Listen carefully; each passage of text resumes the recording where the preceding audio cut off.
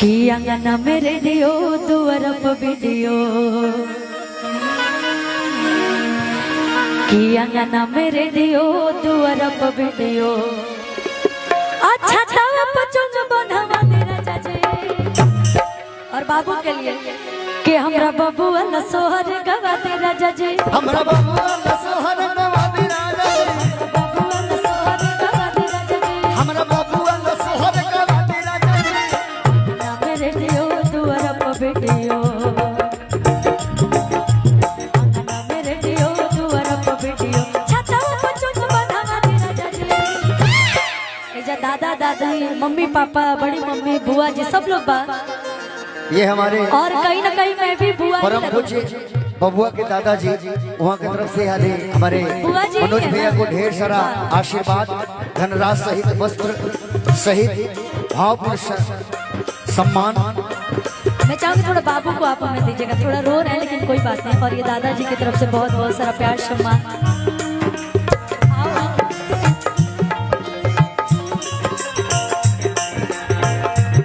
मेरे पास बहुत हो रहे हैं, पता नहीं क्यों। अंगना में रेडियो दुअरप वीडियो, कि छतवा पर चुन बनवा दे हमरा बबुआ ल सोहर गवा दे राजा जी, हमरा बबुआ न सोहर गवा दे राजा जी, हमरा बबुआ न सोहर गवा दे राजा जी, हमरा बबुआ न सोहर गवा दे राजा जी। निकलू जब डाल के एगो डाल लेगा, निकलू जब डाल के एगो डाल लेगा, भाभी जरा को छूटा लगा दीजिए। एगो डाल लेगा, निकलू जब डाल के छुरिया चल जाए, छुरिया चल जाए मेरी मतवाली चाल पे, छुरिया चल जाए मेरी मतवाली। ये हमारी दादी जी की तरफ से। ए भैया एक सेकंड रुकिए।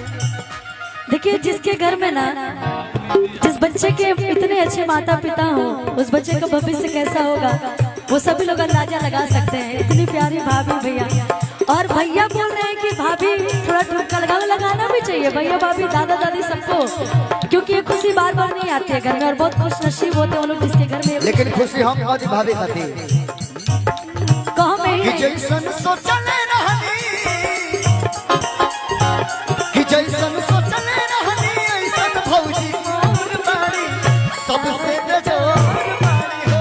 जैसन सोचले रहनी ऐसन भौजी मोर बाड़ी, सबसे बेजोर बाड़ी हो। हमरा बबुआ न सोहर गवा दे राजा जी, और एक मम्मी पापा है तो चांदनी चांदनी और खुशी आप लोग भी आ जाइए। मम्मी पापा है भैया, तो हम कह बुआ जी आप इधर आइए। मम्मी के बुला दे और पापा के बुला दे, मम्मी के बुला दे और पापा के बुला दे, मम्मी के बुला दे और पापा के बुला दे।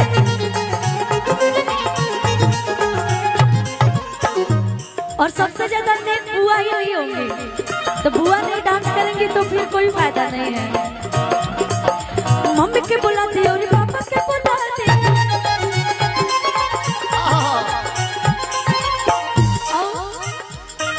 कि बबुआ के फुआ के नचाते राजा जी, कि बबुआ के बड़ी फुआ मम्मी के। नचाते राजा जी। हमरा बबुआ ला सोहर गवा दे राजा जी,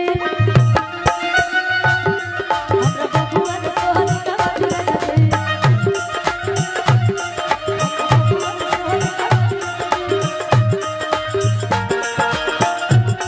क्या बात है?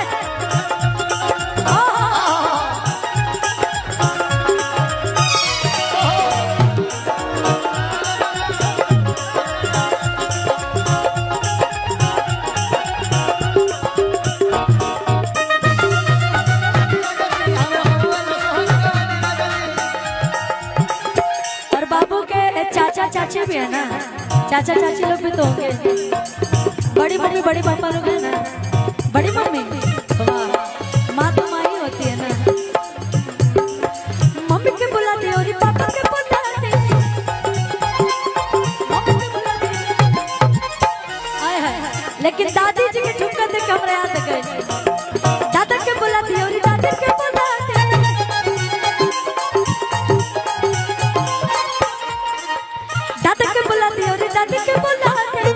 फूफा जी आ गया।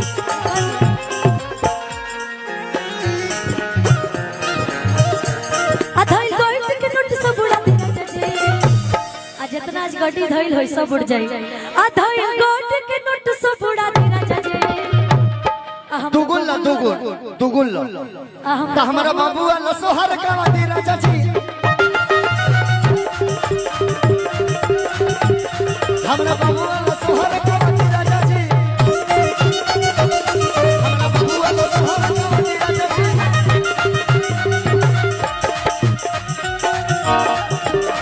राजा जी खजनवा दे रानी हो कहनवा दे।